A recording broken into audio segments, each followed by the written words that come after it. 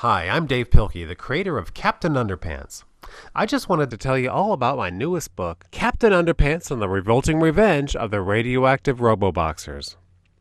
My wife and I have a home in Japan, and one day I was sitting around in my studio just drawing and trying to come up with some ideas, and oh, that's my pet beetle down there. His name is Megalon, and he likes to hang out on my arm when I draw.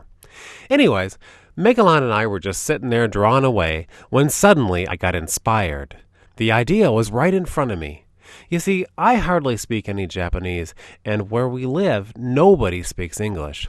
So if I'm all by myself, it can be very difficult to communicate with the townspeople because we don't really understand each other's languages.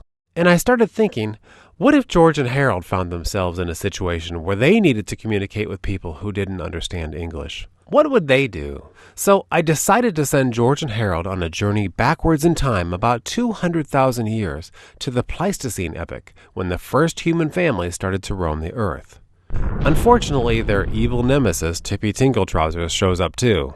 Soon, George and Harold find themselves trapped in a cave with some very frightened cave people. And they need to communicate with these folks, but they don't understand each other's languages. So what do George and Harold do? They draw. George and Harold make up an entire comic book on the walls of the cave. A comic book without words.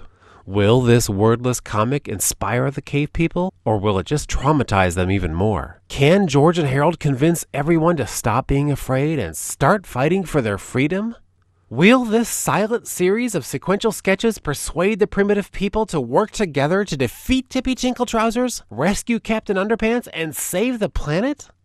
Be sure to check out Captain Underpants and the Revolting Revenge of the Radioactive Robo-Boxers to find out for yourselves. In the meantime, my buddy Megalon and I are going to go back into our studio and try to think up some more ideas. Happy reading, everybody.